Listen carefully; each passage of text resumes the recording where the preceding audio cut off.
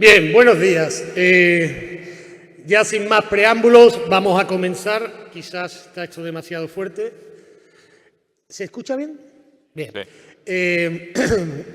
Me van a permitir, ¿no?, que agradezca a los organizadores, a los compañeros del observatorio, ¿no?, la invitación que me han cursado para presentar a mis dos admirados colegas, ¿no?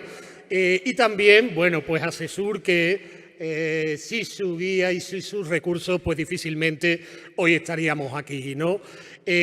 ¿Cuál es la primera mesa redonda que tenemos, ¿no? ¿Cuál es la primera mesa? Pues bueno, pues es un trinomio que no trilema, ¿no? Ya sabemos que los economistas tenemos este sesgo pesimista, ¿no? Aquí tenemos un trinomio, tres elementos que suman positivamente, un tema candente, un tema interesante, un tema relevante, y tenemos dos excepcionales ponentes, ¿no?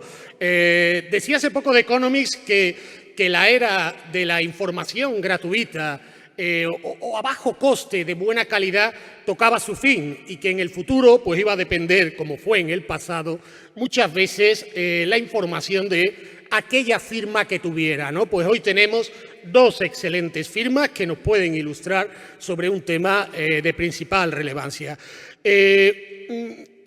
Me conocéis mucho, los que no, os diré que soy un economista optimista, ¿Por qué? Porque si algo nos dice la historia económica es que fundamentalmente los economistas pesimistas son los que se equivocan, ¿no? Sino que se los digan aquellos que nos decían que iba a venir la recesión en 2022 o que en el 23 la sequía nos iba a hundir. Nada de eso hemos tenido, ¿no? Pero este es un tema que el de los fondos europeos, que quizás el optimismo no es el enfoque del todo más correcto. ¿Por qué? ¿Por qué? Bueno, pues tenemos una oportunidad única, todos lo sabemos, el volumen de fondos es absolutamente espectacular, no solo si hablamos del Next Generation y todos los fondos que relativos a la COVID, sino que nos encontramos a principio de década también con todos los fondos sin gastar del marco 14-20. Recordemos que España era el país que peor había ejecutado los fondos, y eso significaba que a principios de década había decenas de miles de millones de euros todavía sin gastar.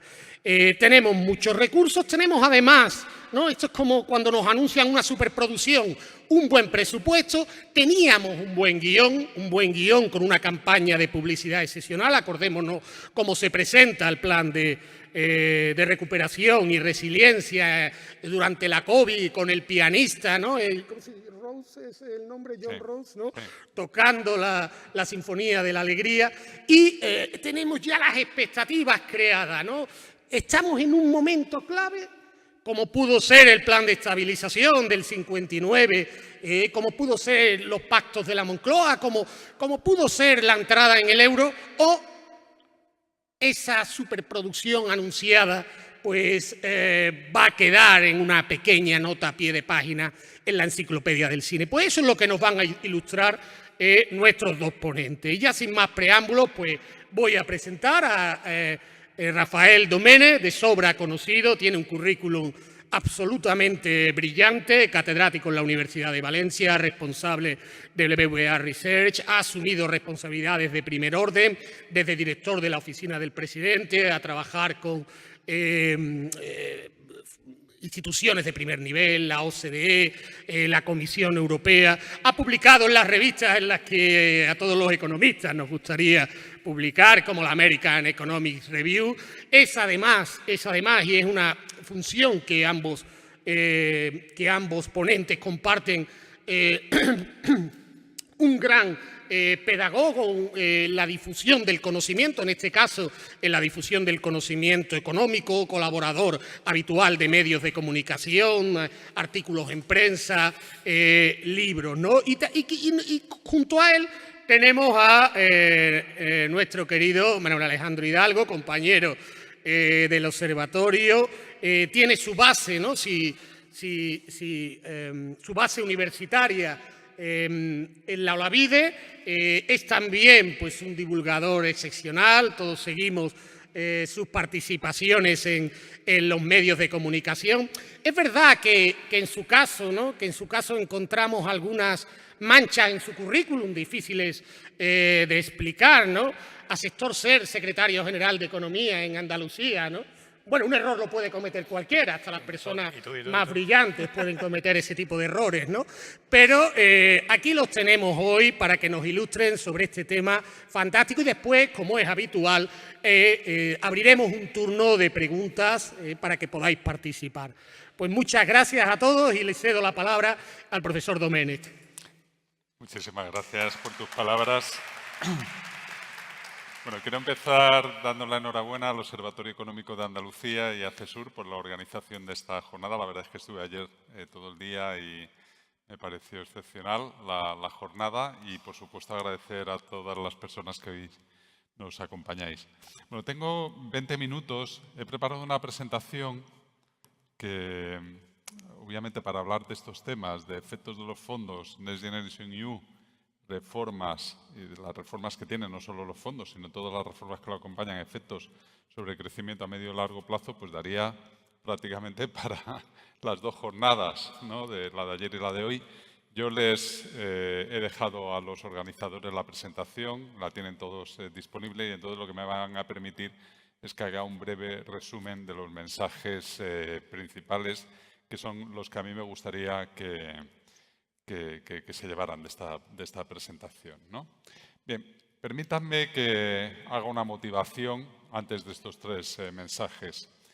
Lo que tenemos aquí es el Producto Interior Bruto por persona en edad de trabajar, con lo cual pues quitamos a las generaciones que están estudiando y las generaciones ya más mayores que se han retirado del mercado de trabajo.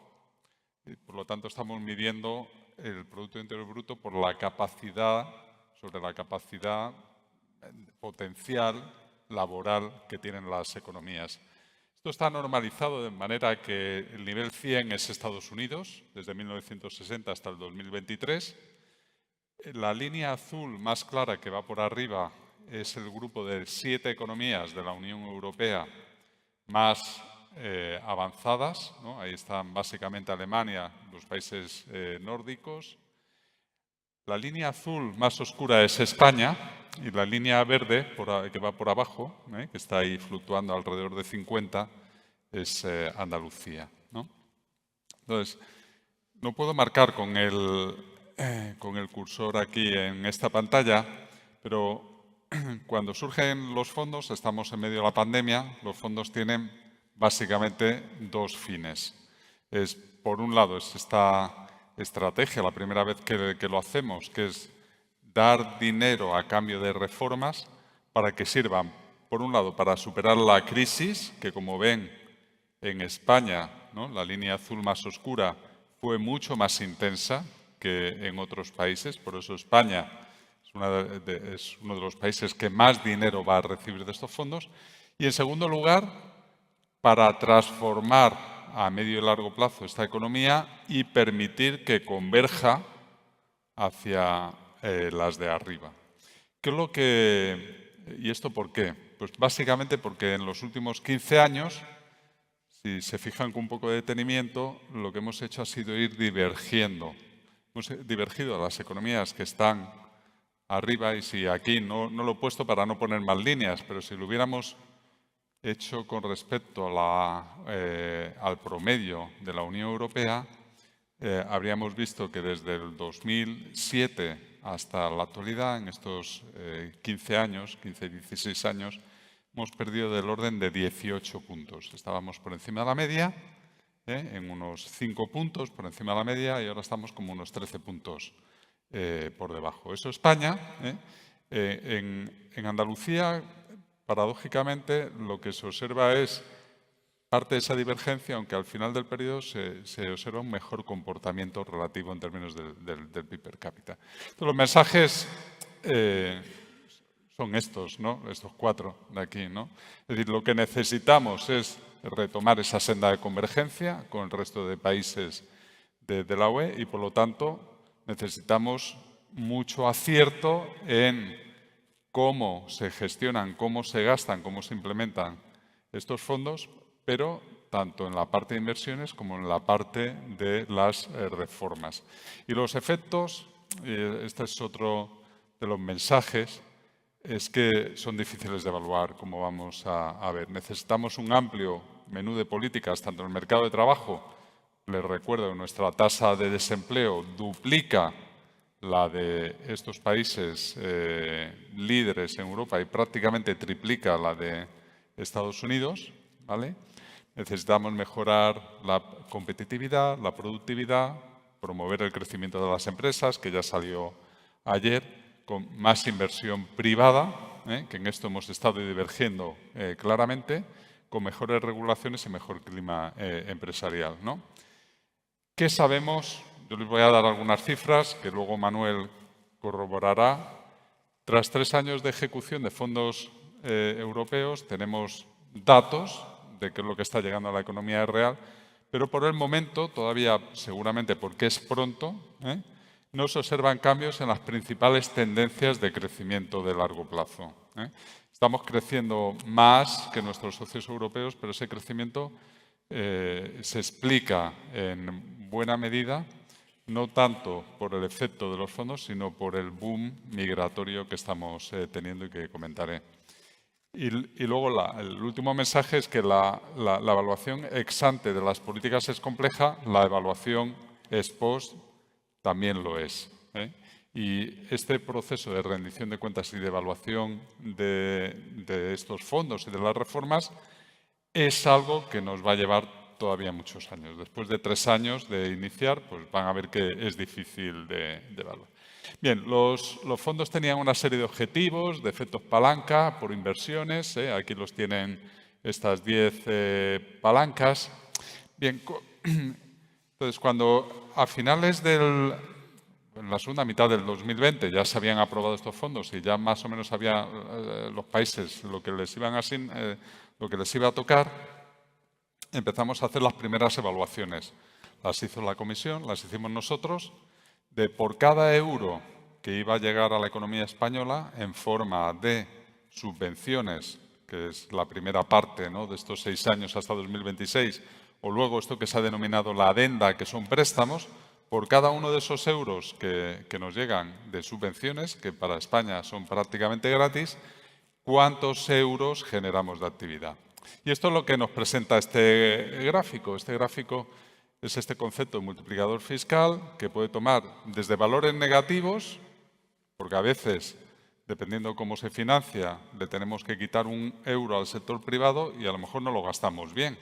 Lo gastamos peor que el sector privado y el impacto neto es negativo. A impactos que son muy positivos, como puede ser casos en los que prácticamente esa financiación es gratis. Como ven los resultados, la mayor parte de estos multiplicadores fiscales estimados a largo plazo están en el entorno de 1 y, si acaso, ligeramente por debajo de 1. En el caso de estos fondos, lo normal es que fueran superiores a la unidad, porque como no tenemos que financiarlos nosotros con impuestos, lo normal es que euro que nos llega es 1 euro de gasto que debería dar lugar a un efecto grande. Bueno, nosotros en el año 2020 publicamos esto, decíamos, bueno, pues esto es el volumen de fondos que va a llegar, esta es la respuesta del Producto Interior Bruto con unos intervalos ahí de confianza. Decíamos, bueno, pues básicamente, si como ahora llevamos ya ejecutados el equivalente a 2,4 puntos del Producto Interior Bruto, pues esto a razón de 1 euro por euro, ¿no?, aproximadamente, con ese multiplicador de en torno a 1, pues nos debería haber dado ya 2,4 puntos de actividad, ¿vale? Y esto a medida que vaya sumando, pues llegaremos a tener más. Luego es cierto que habrá lo que se denomina el cliff effect, este efecto acantilado de qué es lo que va a pasar una vez que los fondos desaparezcan. Este es solo el efecto de los fondos. Luego está el efecto de las reformas, ¿no? El efecto de las reformas es, bueno, si reformamos el mercado de trabajo, el mercado de la vivienda, las cuentas públicas, la I+D+I, etcétera, ¿cuánto va a mejorar nuestro crecimiento potencial? Y aquí tienen en el año 2022 las estimaciones de consenso del crecimiento potencial para la economía española pues estaban ahí en el 1,3. Esto es lo que sería el crecimiento promedio a largo plazo.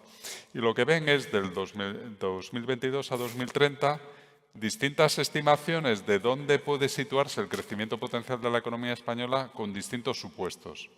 La más pesimista es sin fondos y sin reformas, que por un problema de envejecimiento demográfico pues iría bajando el crecimiento potencial del 1,3 al 1,1. Y la más optimista es que nos podemos acercar casi al 2% si ejecutamos bien los fondos y si las reformas son las apropiadas. Pero, claro, esto es lo que nos da la evaluación ex ante. Habrá que esperar prácticamente a llegar a 2030, casi, para ver exactamente en qué hemos gastado los fondos, cuál ha sido el efecto tractor sobre la economía, cuánto ha mejorado nuestra productividad, en cuánto se ha reducido nuestro desempleo potencial, en cuánto hemos convergido, etcétera, etcétera, etcétera. ¿Cuál es nuestro crecimiento potencial? ¿Vale? Estas son las estimaciones. El Gobierno presenta cada cierto tiempo, de manera periódica, un informe. Esto es el avance en la ejecución del plan de recuperación. El Gobierno tiene sus estimaciones de la línea de color azul.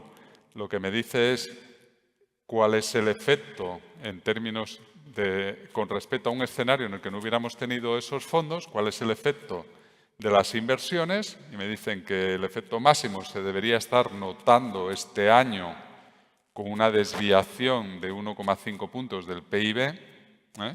Fijaros que llevamos gastados, he dicho, 2,4.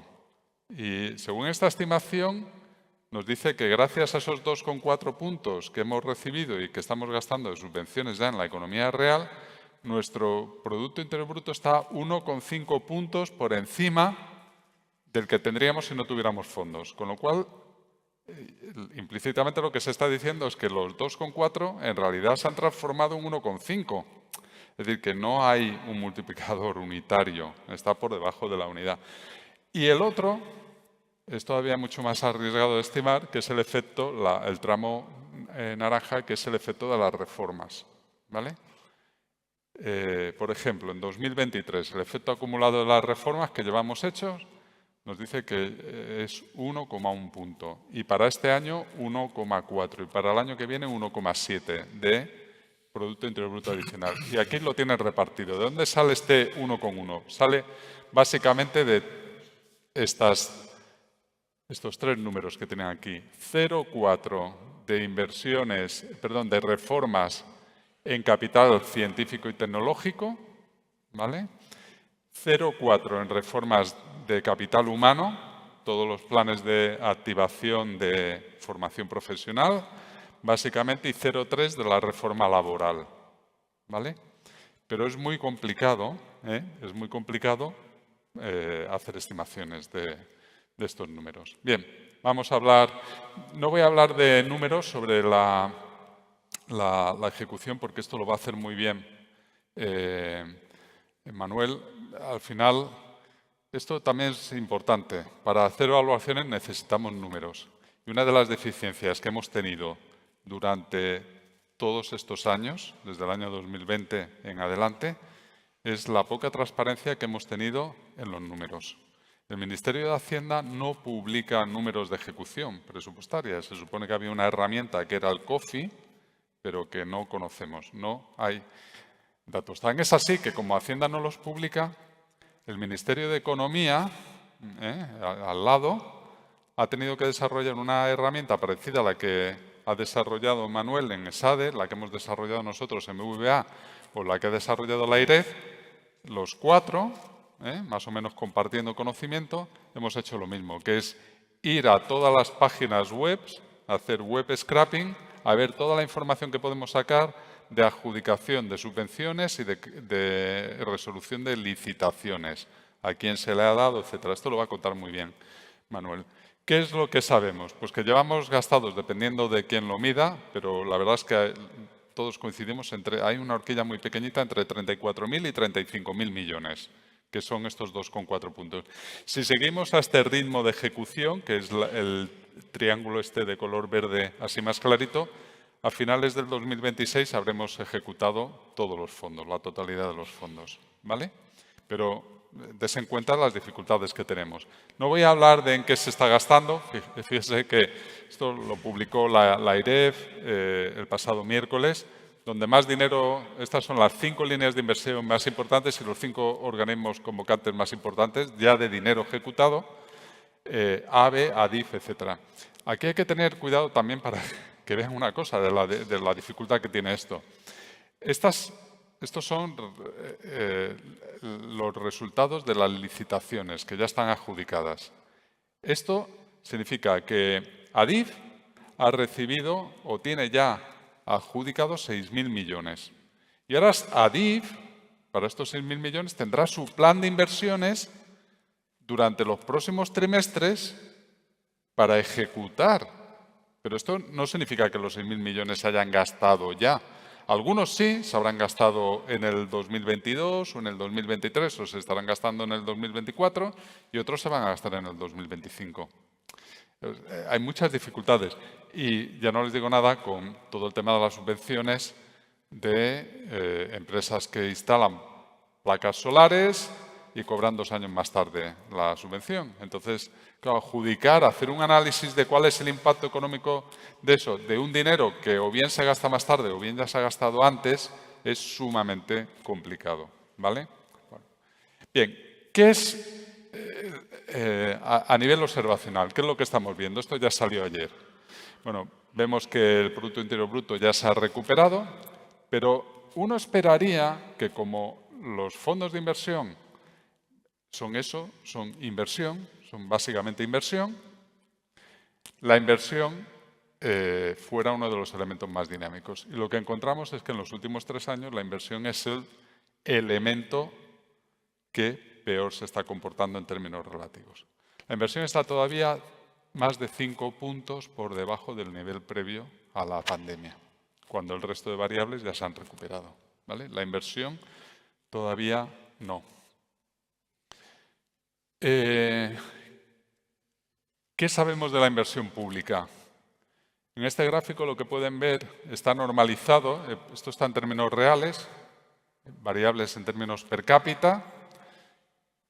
Arriba de todo lo que tienen es el gasto en pensiones per cápita, que está más de 70 puntos por encima del nivel del 2003. La siguiente línea azul más oscuro es el gasto corriente, el gasto público corriente.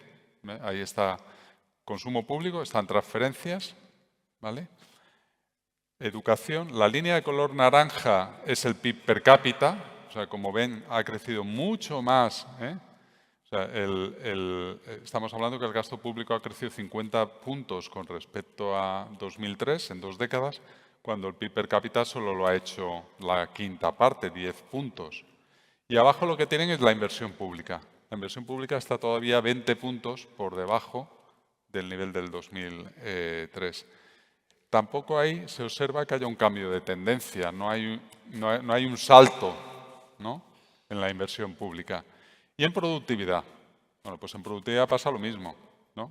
Si medimos el PIB por ocupado o el PIB por hora, desde que tenemos los fondos tampoco estamos ni con las reformas, que uno esperaría que las reformas, no solo los fondos, las reformas estimularan la inversión o estimularan el PIB por ocupado, tampoco estamos viendo nada.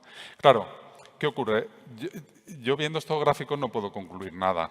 No puedo concluir nada porque a la economía española le están ocurriendo muchas cosas al mismo tiempo. Esto es lo que los economistas decimos, que para ver el efecto de una política necesitamos construir el contrafactual. ¿Qué es lo que hubiera pasado en la economía si no hubiéramos tenido los fondos? Y para eso necesitamos tener como una especie de laboratorio donde poder controlar, y esto es lo que hacemos con los modelos económicos, ¿no? Tratar de construir esa realidad paralela de que no hubiera ocurrido fondos. ¿Por qué? Bueno, tampoco se observa nada en términos de desempleo. ¿Qué es lo que hay? ¿Qué es lo que está ocurriendo en la economía española que yo creo que oscurece mucho los efectos o dificulta mucho la estimación de los efectos? La línea de color verde es cómo ha evolucionado la población ocupada nacional. Como ven, prácticamente está casi al mismo nivel que el año 2019. Estaba un poquito por encima, 2 puntos por encima, no llega. Arriba lo que tienen es la población ocupada extranjera. Está un 25% por encima de... ¿vale? Y esto dificulta mucho la construcción de contrafactuales, ¿no?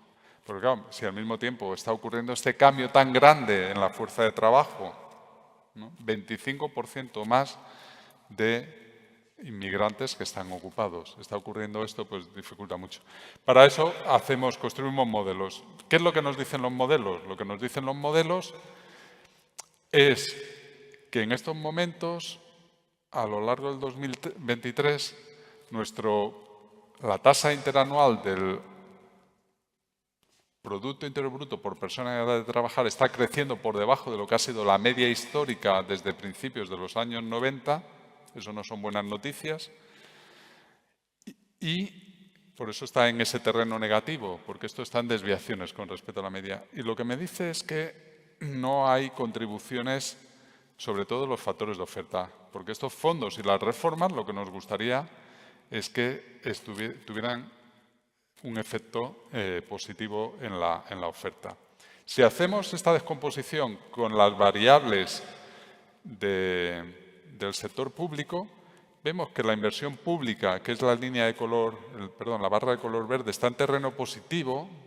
Desde la segunda mitad del 2023 está contribuyendo con unas décimas, con unas 2 décimas de... Esto ya sí que es un análisis estructural. Esto es lo que nos dicen los modelos cuando construimos el contrafactual. Pero también nos dice una cosa, que hay otras variables del sector público, como es, por ejemplo, la fiscalidad sobre el capital, que está contrarrestando el efecto positivo de la inversión pública. Es decir, que al mismo tiempo que se está haciendo algo positivo que puede incidir sobre la inversión pública, se hace algo que está contribuyendo negativamente sobre la inversión privada. Y esto es posible que el efecto neto esté compensando y no lo veamos. En el fondo, la sospecha que tenemos hasta ahora es que lo que está habiendo es mucho de sustitución, de un efecto sustitución, no de adición, ¿vale? Bien, con las reformas, para acabar, he puesto aquí todas las reformas, las tienen aquí en la presentación, las que se han hecho. Hay muchas que son muy difíciles de evaluar, que van a tener efectos a medio y a largo plazo. La ley de startups, la reforma concursal, pues esto tendrá efectos, si los tiene positivos, en la próxima crisis, ¿no? Hay otros, la ley de ciencia tendrá efectos a muy largo plazo, son difíciles de evaluar. Los tienen aquí, yo voy a concentrarme en algunos de ellos. ¿Qué sabemos de la reforma laboral del 2021? Pues básicamente que lo que ha hecho ha sido reducir la tasa de temporalidad bastante.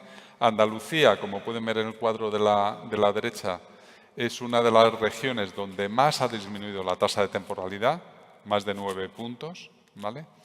Pero lo que no sabemos todavía es si esta reducción de la temporalidad es solo contractual o verdaderamente ha habido una mejora de la intensidad laboral, de que las personas que antes tenían un contrato temporal ahora trabajan más horas, trabajan más durante el año y además más horas, si han aumentado su productividad y se han aumentado sus salarios, sus rentas anuales. Para que se hagan una idea, ahora mismo, y esto hicimos un observatorio hace unas semanas, sobre esto estamos empezando a analizar lo que ocurrió en 2022 con la muestra continua de vidas laborales, 2022. El año que viene, en 2025, podremos evaluar lo que ha ocurrido en 2023, es decir, que vamos, a medida que los datos se van publicando, siempre con bastante retraso, ¿vale? La ley de la vivienda.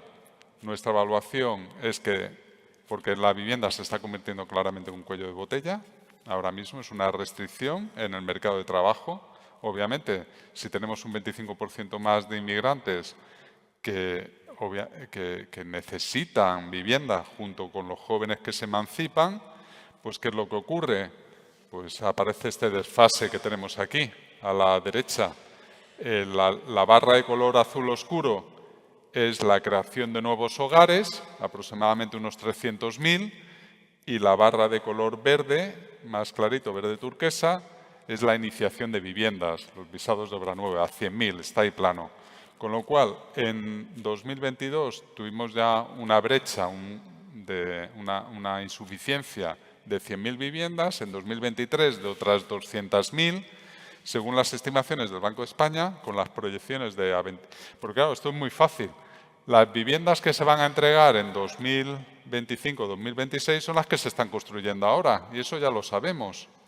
¿Vale? A nada que hagamos una proyección de la inmigración, la creación de hogares, pues es muy fácil lo que comentaba el Banco de España esta semana, de que tenemos una insuficiencia de 600.000 viviendas, o vamos a tener una insuficiencia de 600.000 viviendas, ¿no? Y la ley no lo ha reducido.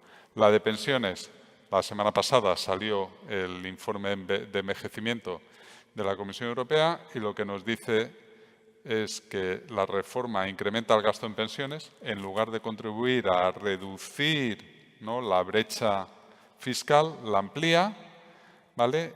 Y va a llevar el gasto en pensiones. O sea, ahora mismo tenemos, para que se hagan una idea, el año pasado las necesidades de financiación de pensiones del sector público, que incluyen pensiones contributivas, no contributivas y clases pasivas, las de funcionarios, fueron 4 puntos del PIB. Esto es más que el déficit de las administraciones públicas, que fue el 3,6. Bueno, pues lo que nos dicen estos números de la Comisión Europea es que tenemos que esa brecha de 4 puntos va a aumentar como mínimo al 5,7 puntos de PIB. ¿Cómo se pretende reducir esto? Esto se pretende reducir, hay un mecanismo de cierre, que es el que aprobó la ley, y por eso la Comisión Europea dio el visto bueno a esta reforma de pensiones, aumentando, si hay recursos insuficientes, tenemos que aumentar las cotizaciones sociales. Bueno, pues el problema es que cuando aumentamos las cotizaciones sociales disminuye la tasa de empleo, como se ve en el gráfico de la izquierda. De nuevo, hemos construido el contrafactual. Por cada punto de PIB que queramos obtener de más cotizaciones sociales, nuestro PIB cae en 6 décimas, la inversión privada en 2, el consumo en 5, en fin, los efectos son negativos. Y luego, lo último, con esto al cabo, la última lámina, reforma fiscal. Se encargó un libro blanco a expertos, del cual de momento no se ha hecho nada, todas las recomendaciones no se han aprobado y lo único que se han hecho han sido medidas que no estaban incluidas en el libro blanco, que es introducción de 2 gravámenes especiales, uno sobre impuestos a la banca y otro impuestos a las energéticas y el impuesto a grandes fortunas. Nosotros hemos evaluado los efectos distorsionadores sobre la inversión y el PIB del impuesto sobre la banca. Claro, cuando ponemos un impuesto específico a un sector, ¿por qué es? Es como el impuesto a la gasolina, porque queremos reducir el consumo de algo o la producción de algo. El impuesto sobre el CO2 es para reducir las emisiones de CO2, ¿no? Impuestos de la gasolina para reducir el consumo de gasolina. El impuesto sobre el tabaco para reducir el tabaco. Si ponemos un impuesto a las actividades del sector bancario es para reducir, obviamente, la actividad del sector bancario. Bueno, ¿qué pasa cuando reducimos la actividad del sector bancario? Pues ocurre todo esto, ¿no? Que prácticamente ahí el multiplicador es 1,1, el que obtenemos, ¿no? Por cada décima de PIB que queremos obtener de ingresos mediante este impuesto, el PIB se reduce en una décima. La presentación tiene muchos más. Lo tienen ustedes ahí, que son todos los retos a largo plazo, pero yo, si salen en el debate, pues utilizaré alguna lámina y si no, pues dejo aquí la presentación y continuamos a continuación. Muchísimas gracias por su atención. 11 minutos, ¿no? Bueno, pues muchísimas gracias a todos y a todas por estar aquí. Gracias a CESUR por organizar junto con el Observatorio este foro, que la verdad es que está siendo muy informativo. En mi caso, como ha comentado Rafa, yo lo que voy a hacer es intentar en 10 minutos, creo que me quedan ya, una enorme cantidad de información. Obviamente voy a pasar muy rápido, pero el objetivo sobre todo es intentar explicar cómo desde SADE, de un modo muy similar a cómo lo hacen en el Ministerio, utilizando el ISA, que se publicó hace apenas un mes. Del mismo modo que hacéis vosotros en la fundación, en BBVA Research, y del mismo modo que lo hace NEIREF, que se publicó creo que hace un par de días, ¿no? Sí. Pues hemos intentado arrojar un poco de luz sobre lo que es la ejecución de fondos europeos en nuestro país. Voy a pasar una serie de diapositivas porque, para empezar, ya Rafa ya lo ha adelantado, pero en segundo lugar porque es mejor ir directo a la información que creo que es más relevante en esta presentación. Lo que nosotros intentamos hacer es, en ESADE, insisto, cuando digo ESADE digo todos nosotros que estamos en el mismo ejercicio, es intentar recopilar toda la información que está dispersa entre todas las administraciones públicas para saber exactamente qué está pasando con la inversión y con la ejecución de los fondos Next Generation. Hay que pensar que hay dos principales fuentes de datos de donde obtenemos esa información. En primer lugar, tenemos la base de datos nacional de subvenciones, en donde están todas las, o debieran de estar todas las subvenciones que cualquier administración pública en España publica, convoca, con toda la información relevante, que es más o menos estándar. Estamos hablando de una página web en donde te puedes descargar de 10.000 en 10.000 subvenciones o convocatorias, o bien acceder a la API, que es una especie de puerta de atrás por donde puedes capturar toda la información. Salvo el País Vasco, que no publica su información ahí. Ya empezamos con los problemas. Claro, si yo quiero tener toda la información en subvenciones, ya tengo que acceder a dos fuentes diferentes. Esto no es muy complicado. En principio, no es necesario en este caso el web scraping. El web scraping, para que lo entendamos, es diseñar un robot automático que se vaya metiendo en las páginas web y vaya tomando la información que yo le voy diciendo. Es una programación, no es inteligencia artificial. Se puede hacer con inteligencia artificial, no es necesario, pero es como tener a 50.000 personas descargándose información todas las mañanas, ¿no? En este caso no es necesario. El problema pasa con las licitaciones. La ejecución de fondos europeos tiene dos principales instrumentos, subvenciones, licitaciones. Es verdad que el Ministerio de Hacienda tiene prácticamente buena parte de estas licitaciones, hay que publicarla en su plataforma de contratos del sector público. Estamos hablando de decenas, de miles de licitaciones al año, centenares de miles, de las cuales una parte son asociadas al plan. ¿Cuál es el problema? El problema es que hay numerosas comunidades autónomas, numerosos ayuntamientos que no tienen su perfil completo en esta plataforma. Dicho de otra manera, que las licitaciones que aparecen de estas comunidades autónomas en esta base de datos, pues suele ser muy parcial, cuando en algunos casos es incluso cero, no está. Por lo tanto, lo que hay que hacer es acceder a esa misma información que tienen en sus respectivas plataformas. Caso particular es el de la Junta de Andalucía, que tiene la información en las dos plataformas. Tiene un portal de licitaciones para licitaciones de la propia Junta de Andalucía, y después alguna la sube mediante otro proceso a esa plataforma, pero no con toda la información que, por ejemplo, lo hace la Comunidad de Castilla-La Mancha, que sí la tiene, o el Ayuntamiento de Sevilla, que sí la tiene. Con lo cual ya tienes que estar manejando no una plataforma, sino que tienes que estar manejando pues no menos de una decena de plataformas. Os puedo adelantar que obviamente se cumple, en general, se cumple la obligación de transparencia, la información está ahí, pero básicamente ahí está la información y tú a ver cómo eres capaz de utilizar toda ella, ¿no? Bueno, pues bien, esto lo hemos hecho, como hemos dicho en ESADE, mediante la programación de una serie de robots. Hay que avisar también, como yo creo que ha adelantado Rafa convenientemente. El problema es que la información que nosotros podemos dar, tanto de subvenciones como licitaciones que han sido publicadas, es que esto ha sido publicado. Es decir, está puesto en una página web donde se convoca, por ejemplo, unas subvenciones para subvencionar la puesta de paneles solares en tu casa. Bueno, pues eso llevará una cantidad de miles de millones asociados, y eso es lo que muchas veces decimos cuánto se ha publicado en términos de convocatoria de subvenciones de licitaciones. Después está la concesión de subvenciones y está la adjudicación de licitaciones. Ojo, esto no es ejecución. Esto es, a fulanito de tal le voy a dar 5.000 euros porque se ha comprado un coche eléctrico o híbrido. O a fulanita de tal le voy a dar tanto dinero porque ha puesto ventanas que le aíslan, ¿no? A partir de ahí empieza un proceso que puede terminar en el pago definitivo de esa subvención o que puede finalizar en la renuncia de esa persona a esa subvención, que eso sucede mucho, del orden de aproximadamente, algunas estimaciones nos dicen que puede ser de hasta el 25%. Obviamente, cuando hablamos de empresa también sucede. Y con las licitaciones pasa lo mismo. Yo, por ejemplo, actualicé la base de datos de licitaciones esta misma semana y me había bajado las publicadas respecto a la de 2 semanas antes. Y no entendía qué había pasado. Claro, es que muchas licitaciones publicadas después son anuladas. Y entonces desaparecen. O, por ejemplo, las licitaciones que han sido adjudicadas, como ha comentado Rafa, algunas pueden ser también trasladadas a lo largo del tiempo y suponen una ejecución durante muchísimo tiempo y, por lo tanto, las cifras que os voy a dar no necesariamente significa que ese dinero ya ha sido gastado, sino que ese dinero está recorriendo un camino que, objetivamente, en algún caso terminará por acabar en las manos de alguna empresa o de un particular.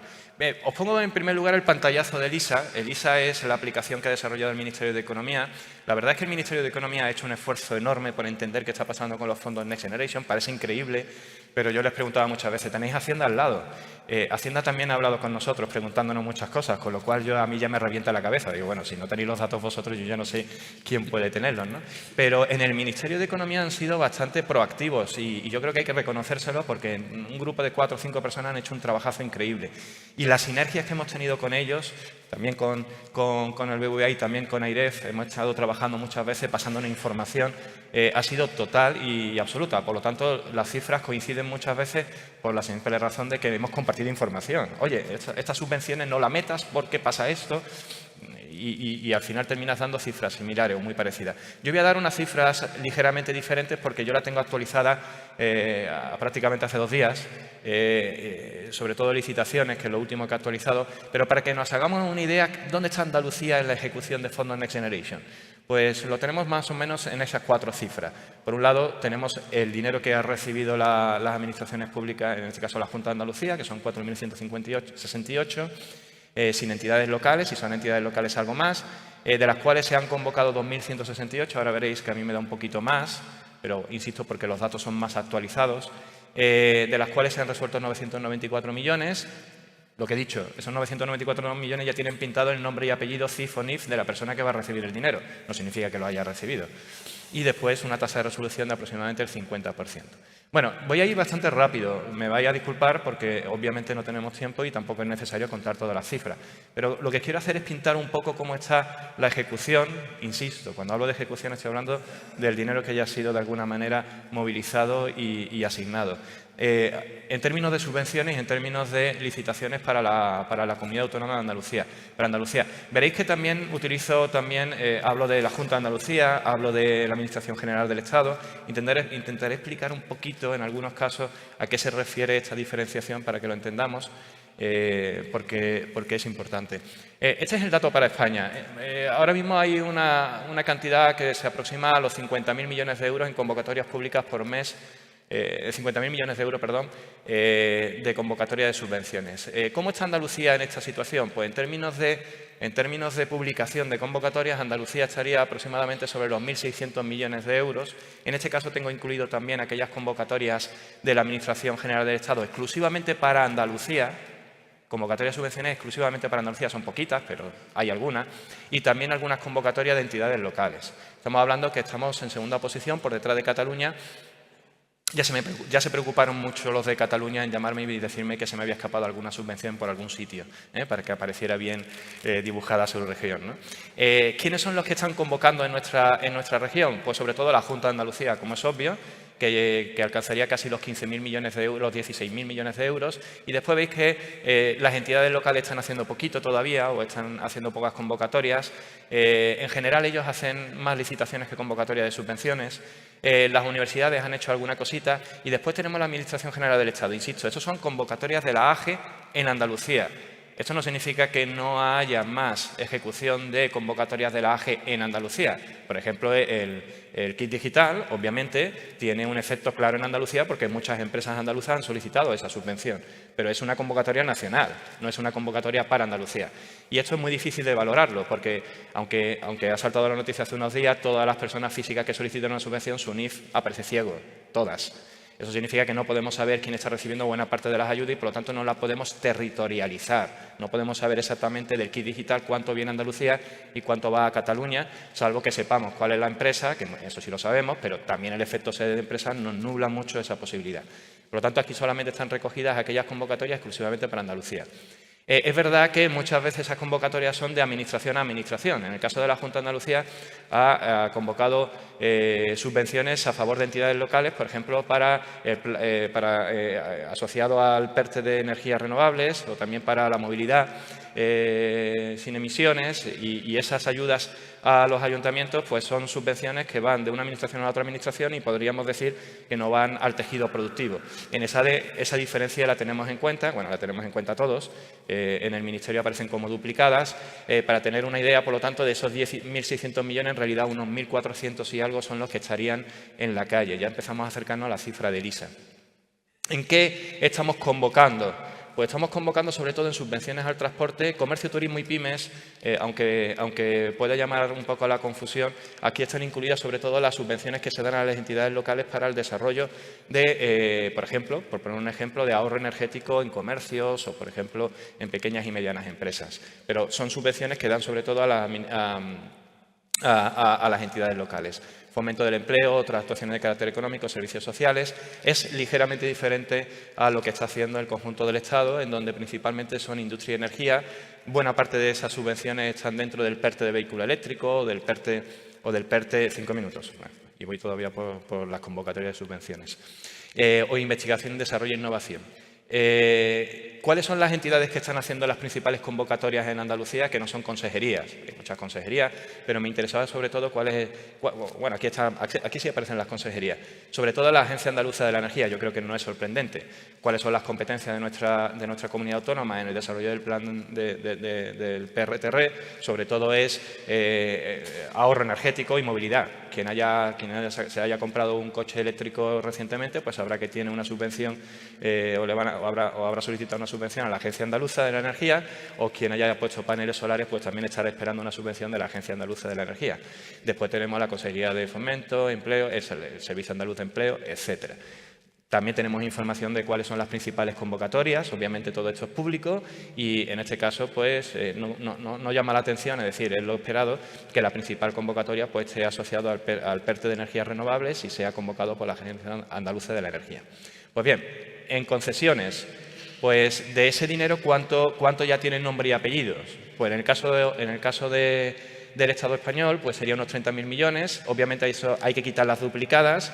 Al final, cuando sumamos esta cantidad con las licitaciones, nos sale esa cantidad de 34 o 35.000 millones de euros. Andalucía aquí está, en este caso, en tercera posición. El País Vasco nos lleva ventaja y, sobre todo, también la Comunidad Valenciana. Y en este caso, pues nuevamente, prácticamente todas las concesiones son realizadas por la Junta de Andalucía. Llama muchísimo la atención de que una vez superado el 31 de diciembre, las administraciones se han relajado bastante. Suele ocurrir. Es decir, empezamos a coger ritmo de ejecución y de concesión, en este caso, cuando se va acercando el final. Esta diapositiva está duplicada. ¿Cuáles son las principales entidades que han concedido, que no son comunidades autónomas ni la agencia? Bueno, aquí tenemos otras entidades que son las que están concediendo el dinero, y también tenemos información, obviamente, de quién está recibiendo ese dinero. La famosa lista de empresas que reciben. En el caso de Andalucía, pues los principales concesionarios, es decir, las principales empresas que han recibido dinero que no son públicas, creo que aquí no están, ¿verdad? Pues son las que tenéis aquí. Esto es simplemente informativo. Insisto, esta información es pública, podéis acceder a ella cuando queráis en la base de datos nacional de subvenciones. ¿Hacia dónde va el dinero? Nuevamente aquí tenemos comercio, turismo y pymes. Aquí está muy sesgada esa concesión, sobre todo a esos ayuntamientos que están recibiendo dinero para desarrollar después ellos mismos esos proyectos de movilidad sostenible dentro de sus ámbitos municipales. En el caso de España, pues hay una diferencia relativamente importante. Bueno, vamos a las licitaciones para ir más rápido. ¿Cuántas licitaciones publicadas? A nivel nacional hay unos 25.000 millones. Nuevamente, después hay que hacer una limpieza de información, pero esa es más o menos la cantidad. En el caso de Andalucía, pues estaríamos hablando del entorno de los 924 millones de euros en licitaciones publicadas. En este caso, diferenciamos entre entidades de derecho público y consejerías. Normalmente, las entidades de derecho público, como voy a poner alguna aquí, que es la Agencia Pública Andaluza de Educación, Agencia de Servicios y Dependencia de Andalucía, suelen licitar muy bien. En el caso de España, yo creo que Rafa lo ha puesto perfectamente, el principal licitador es Adif. porque lo saben hacer muy bien, saben licitar, es su trabajo, licitar. Y por lo tanto, nada más llegar el dinero, empezamos a licitar con Adif pues, cantidades impresionantes. Nosotros la cantidad que tenemos ahora mismo de Adif es unos 7.200 millones aproximadamente puestos en licitación. En el caso de Andalucía, obviamente, sesgado a cuáles son nuestras competencias, pues estaríamos hablando de otras agencias que son las que licitan principalmente más allá de las consejerías. Nuevamente, en este caso, el perfil de las licitaciones pues desespera un poquito, ¿no? Porque prácticamente todo no, pero una parte considerable son trabajos de construcción. Yo siempre intento explicar que esto es una cuestión de timing. Como he dicho antes, Adif, que en el caso de España, y después en el trabajo de construcción también algunos casos para algunas empresas en Andalucía, lo que sucede es que Adif rapidísimamente en cuanto recibe dinero es capaz de licitar. Pero quien haya trabajado en alguna consejería o en una agencia pública que no esté muy habituada a la licitación, obviamente esto tiene una curva de aprendizaje y muchas tardan o han tardado en conseguir sacar siquiera una parte del dinero que tenían asignado en licitaciones. En cuanto a las adjudicaciones, ya estamos terminando, no te preocupes, estaríamos en torno, en España estaríamos en torno a los 15.200 millones de euros en licitaciones adjudicadas. Después aquí hay que hacer otra pequeña limpieza para que queden no me voy a meter en detalles, pero hay que hacer una depuración de la base de datos y en Andalucía estaríamos en torno a los 500 millones. Nuevamente, se reproduce en cuanto a la adjudicación, pues precisamente el entorno sectorial en donde se han realizado las convocatorias de licitación. ¿Quiénes son los que reciben este dinero? ¿Quiénes están recibiendo este dinero? Pues principalmente sociedades anónimas, sociedades limitadas y sobre todo una de las grandes tipos de empresas que está recibiendo estos recursos financieros son las UTEs. Muchas UTEs se han conformado para acceder a la ejecución de fondos europeos. En el caso de Andalucía, las principales empresas que han obtenido algún tipo de licitación pues son las que tenéis en esta diapositiva. Tenemos todas. Y de nuevo, porque toda esta información está publicada en el portal de la Junta de Andalucía, no es secreta ni muchísimo menos, está ahí y por lo tanto se puede trabajar con ellas, ¿no? Siemens, Healthcare, muy asociado por supuesto a inversiones en el ámbito de la salud y como he dicho antes, pues muchísimas UTEs que se presentan conjuntas a la convocatoria de licitaciones. Esta es toda la información, esto es un poquito un pequeño arañazo en la superficie de la información que tenemos. Por supuesto, ahora podemos debatir y comentar alguna cuestión que haya resultado de particular interés. Muchísimas gracias.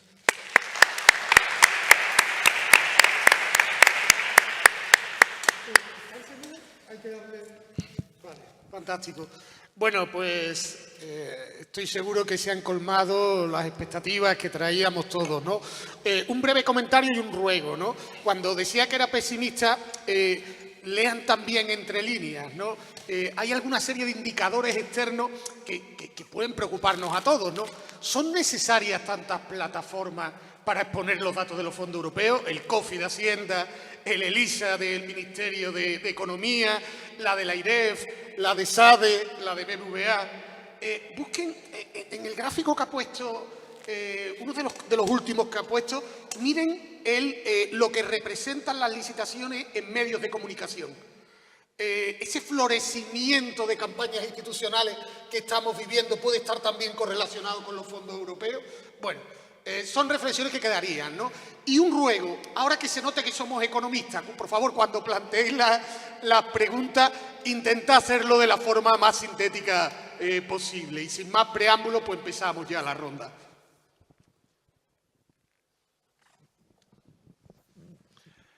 Buenos días, enhorabuena. Mi nombre es Fernando Seco, no soy economista. Yo quería saber cómo veis, dado que uno de los objetivos, como decía Rafael, era los cambios estructurales en la inversión para cambiar estructuralmente y mejorar, digamos, la situación de punto de partida para un crecimiento económico, si realmente se está yendo estas inversiones primeras o licitaciones a ese cambio estructural, si es así. Y segundo, me da la impresión también de que hay una parte muy importante que va a la inversión pública y no a inversión privada. También, ¿cuál es vuestra opinión al respecto?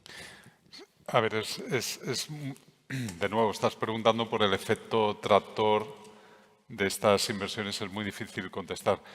Es más fácil contestar a la segunda pregunta, ¿no? ¿Qué parte va a inversión pública, qué parte va a inversión privada? Hay una parte muy importante, como ha comentado Manuel, que está permeando al sector privado. Cuando Adif licita, pues siendo el principal licitador, al final quien construye son empresas privadas, no hay una empresa pública de construcción. Luego la mayor parte termina llegando al sector privado, aunque sean inversiones públicas.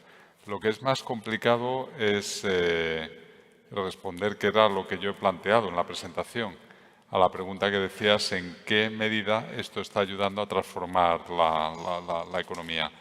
Y mi conclusión es que de momento no vemos indicios, pero también en ese sentido soy optimista en que creo que es demasiado pronto para verlos. Vamos a esperar dentro de 3, 4 años a ver qué está ocurriendo con la tasa de desempleo, qué está ocurriendo con la productividad, qué está ocurriendo con nuestra senda de convergencia, porque eso es lo que verdaderamente es la transformación de la economía. La recuperación ya la hemos hecho sin los fondos. O sea, cuando hemos empezado a ejecutar, nuestro PIB ya se había recuperado a los niveles precrisis. O sea que la primera parte, ¿no?, de la R de recuperación, o sea que ahora verdaderamente donde nos tenemos que centrar es en la de transformación, ¿no? Y ahí es donde por el momento los resultados no son, como decimos los economistas, no son estadísticamente significativos en el terreno positivo, ¿no? No estamos viendo indicios todavía, pero creo que es pronto para verlos. Sí, por definición prácticamente todo es inversión pública. La diferencia es que, como ha comentado Rafa, cualquier subvención o cualquier licitación al final termina en manos de una empresa que es la que lleva a cabo la ejecución de esa obra o la venta, como hemos visto Siemens, de material tecnológico para la salud. Por lo tanto, al final todo llega al privado y lo que tenemos es que prácticamente todos los receptores finales de las subvenciones son o sociedad anónima, sociedad limitada, UTES o personas físicas. Claro, todo esto lo que ocurre es que estamos hablando de una cascada de dinero que está tardando en llegar y que obviamente pues generará efectos, como ha dicho Rafael, en el medio y largo plazo. Y de hecho, hasta el medio y largo plazo no podremos saber absolutamente nada de qué efectos ha generado, incluso a nivel microeconómico, sobre todo a nivel microeconómico. Pero bueno, ya estaremos en disposición quizás dentro de 5 años reunirnos aquí y que Rafael nos cuente cuáles han sido esos efectos definitivos de los fondos Next Generation. Una pregunta. Entre la subvención y la llegada al consumidor final o al final, hay agentes que a éxito ayudan a determinadas personas a conseguir. ¿Tenéis cuantificado qué porcentaje de la subvención se queda en agentes intermediarios que no son realmente el motivo por el cual está de la subvención? ¿Me he explicado más o menos? Sí. Nosotros no estamos haciendo ese tipo de medición. No, es complicado porque tú la información que tienes es, dentro de la convocatoria, tú tienes la lista de los concesionarios. En este caso, actualmente tenemos unos 600.000 concesionarios que ya han recibido de algún modo u otro o van a recibir dinero de una subvención, más otros 15.000, 20.000, entre 15 y 20.000, no recuerdo la cifra exacta, 16.000 y algo en licitaciones. Tú tienes el nombre de la empresa que va a recibir el dinero. En este caso asumimos que es la persona final. Si has puesto algún panel en tu casa, tú vas a cobrar una subvención, pero la ha solicitado una empresa por ti, pero al final eres tú el que la ha solicitado. En otros casos ya no lo sé, pero en todo caso aparecería esa empresa como receptora final. Pero la empresa que te gestiona se lleva un porcentaje. Sí, bueno, pero eso obviamente ya permanece dentro del contrato privado tuyo con la empresa, ¿no? Es decir, quien aparece en este caso como receptor es la persona final. No lo hemos cuantificado. Pero si decimos, metemos 1.000 millones de subvención y lo que llega son 900, es porque esos 100 se quedan en un objeto diferente al que originalmente se concibió la subvención. No lo sé, y que me corrija alguien de la Administración Pública, que seguro que hay alguien aquí toda subvención debe ser justificada al máximo posible. Por lo tanto, esos 100 millones que comenta se pueden quedar por allí o bien están estipulados dentro de las bases regulatorias de la subvención o después a lo mejor cuando lo tengas que justificar y no la puedas justificar, la tendrías que devolver. No, la justificas, perdón, pero por ejemplo el kit digital te llega al consumidor final a través de intermediarios. Pero porque el kit digital Pero tiene un diseño diferente. Eso se lleva una parte. Efectivamente. A eso se refiere. Sí, sí, sí. Correcto. Pero el kit digital porque tiene un diseño diferente. Tiene un diseño con intermediarios precisamente para agilizar, supuestamente, yo creo que lo han logrado, otra cosa es el éxito del programa, pero para agilizar la resolución. El kit digital, para que lo entendamos, logró sacar 300.000 concesiones en apenas 6 meses. 300.000 concesiones en apenas más de 1.000 millones de euros. Tiene sus defectos, pero también tiene algunos éxitos y en parte los intermediarios ayudaron para ello. En esa misma pregunta, ¿se podría calcular cuánto han ganado las Big Four en todo esto? Es decir, primero asesorando a Bruselas a hacer los Next Generation, asesorando al Gobierno de España en hacer el plan de recuperación, asesorando a las empresas para que piden, metiendo personal en las administraciones. Ese sería también un análisis interesante, ver. El lunes abres tu ordenador, te metes en la plataforma, le metes el CIF de la empresa Big Four que quieras y te aparecerá toda la información.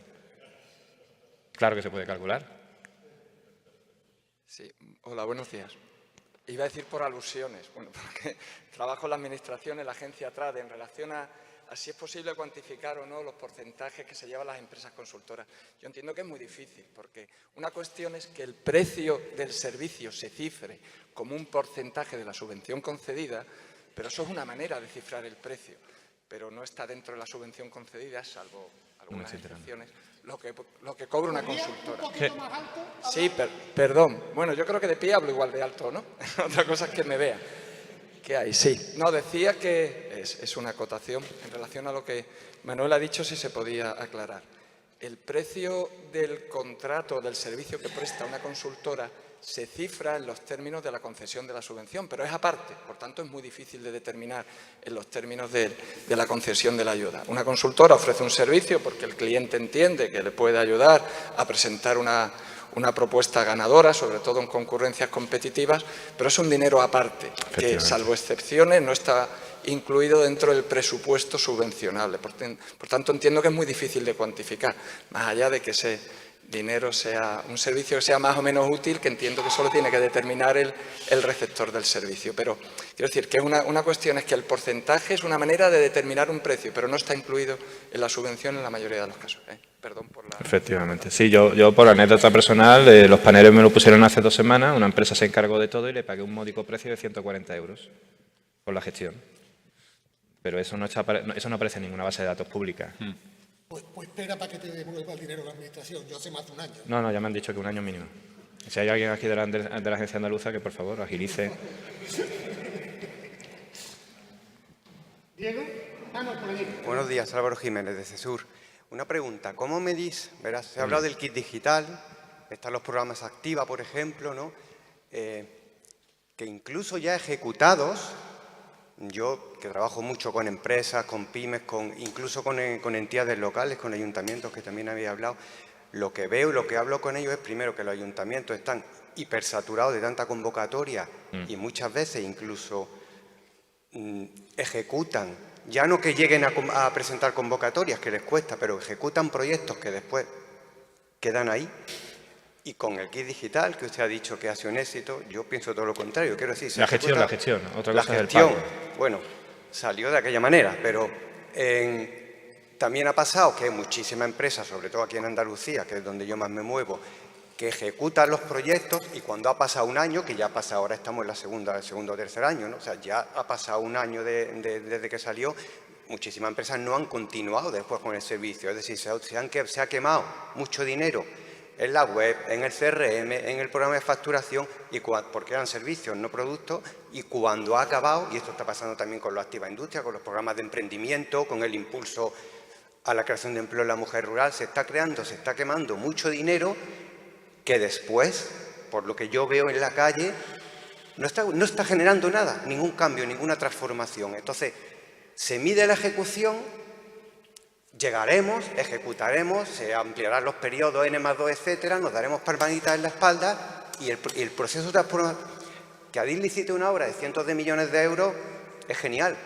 y quedará un puente, quedará una vía férrea y todo eso sí se ve, pero lo que necesitamos transformar, que es la base, mi percepción, y quería saber un poco esto cómo se mide después, porque mi percepción es que, bueno, casi mejor que no se mida. Entonces, ¿vosotros tenéis esta percepción también? No, a ver, no es una percepción, nosotros lo que tenemos son datos y los datos lo que nos dicen, uno de los mensajes de mi presentación, es que de momento no vemos ningún impacto diferencial en lo que es el comportamiento de las variables estructurales que tienen que servir de motor de crecimiento para la economía española, ¿no? Ya tenemos 2 años en los que ya... Si se hubiera Yo impactado en positivo... Pues creo que has dicho algo que también es interesante, ¿no? Que es esta saturación que hay en los servicios administrativos de muchas administraciones públicas, ¿no? O sea, aquí estamos midiendo lo que se está ejecutando a través de estos fondos europeos, pero lo que no medimos es lo que se deja de ejecutar de los fondos propios o del resto de fondos europeos, fondos del FEDER, etcétera, porque la Administración se tiene que volcar en la ejecución de estos fondos, ¿vale? Entonces, esto también puede hacer que haya este efecto sustitución, que no es que tengamos... No, las Administraciones públicas iban a ejecutar este presupuesto con sus recursos ordinarios. A esto se suman todos estos euros de los fondos del FEDER, tradicionales, etcétera, y a esto se suman todos estos fondos adicionales que son estos fondos europeos Next Generation EU. Y esto lo que me da es, no, al final lo que tenemos es una administración pública que lo que hace es, bueno, pues que tengo que ejecutar la parte de arriba antes, pues me concentro ahí y pospongo el resto, ¿no? Entonces, de momento no estamos, pero insisto, yo prefiero, como muy bien decías, prefiero ser optimista y pensar que, aunque sea tarde, esto terminará permeando, si no como para tener el efecto potencial máximo, porque seguramente algunos fondos estarán quemando directamente dinero sin transformar realmente la economía, pues hombre, espero que al final mucho quede. Estamos viendo que, por ejemplo, gracias a todo este impulso a las renovables, y eso sí que es un dato importante, el precio de la electricidad lleva prácticamente un año que es un 40-45% inferior al que tiene Alemania. Pues esto sí que es un dato. Lo que es difícil es ahora decir cuánto de este precio se debe a las renovables que han sido subvencionadas por estos fondos europeos. Eso es lo complicado. Yo por apostillar un poquito, efectivamente, en el caso del KIC Digital ha sido un éxito en cuanto a la capacidad de resolver. Otra cosa es su éxito en cuanto a la capacidad de transformar. Y como dice Rafael, hasta que no podamos emparejar empresas con subvención y ver cómo ha evolucionado y poder hacer un análisis de impacto, y eso falta muchos años, no veremos su capacidad transformadora. Sin embargo, otras puede ser, como ha comentado en términos de consumo energético, pueden ser más evidentes. En segundo lugar, después tenemos subvenciones que se han quedado prácticamente desiertas. Es decir, no ha concurrido nadie. No os podéis ni imaginar la cantidad de convocatorias de subvenciones que no tienen concesiones después de varios años. Y después tenemos el efecto sustitución, que ya ha trabajado en la Administración, sabe que cuando tiene un programa de ejecución en los próximos años y de repente te llega la financiación, por un lado, para que hagas esto, pues dice, pues esto que iba a hacer con estos fondos, ahora lo hago con esto, ¿no? Y dejas sin ejecutar otra parte de dinero y al final lo que estás haciendo es hacer lo que ibas a hacer, pero con otra fuente de financiación. Por no decir también que eso puede suceder dentro de las empresas. Hay empresas que iban a hacer una determinada actividad inversora y ahora que le llega la subvención, pues dice, pues bueno, pues lo hago con la subvención, pero igualmente le iba a hacer, ¿no? Con lo cual todo eso se tiene que medir, pero eso es imposible saberlo ahora mismo. Una última pregunta, porque ya estamos fuera de tiempo. Ignacio Fernández Montes, del Instituto Español de Analistas Financieros. Bueno, enhorabuena por la hercúlea y sintética presentación. Sí. Enhorabuena por la hercúlea y sintética exposición que han hecho ustedes. Mi Mi primera impresión con respecto a los datos que han manejado y han compartido con nosotros ha sido que los grandes beneficiarios han sido el sector público y empresas especialmente habituadas a manejar licitaciones, efectivamente. Lo cual me lleva a pensar que todo este programa de transformación a nuestras empresas y a nuestro sector empresarial, pues poco está afectando de forma transformadora. Porque en la estructura de pequeñas y medianas empresas de Andalucía las hace absolutamente, y es un reto inalcanzable. Quería preguntarles si están de acuerdo con esta opinión y si en otros países tienen conocimiento, Francia, Alemania, Italia, nuestros competidores, si han diseñado un sistema más apropiado para que lleguen las subvenciones y los recursos para alcanzar estos objetivos. Muchas gracias. A ver, lo que sabemos en términos de grado de ejecución con otros países es que España va un poco más atrasada que algunos de ellos. Otros países van más adelantados, pero también es cierto que hay otros países que ni siquiera han presentado, ni siquiera tienen plan. O sea, hay países que no se han presentado a los fondos europeos. O sea, que hay de todo dentro de la Unión Europea. A ver, este proceso de transformación de la estructura productiva, en principio, con el plan, se tiene que dar, por un lado, con las inversiones de los fondos, pero por otro lado también con las reformas, ¿vale?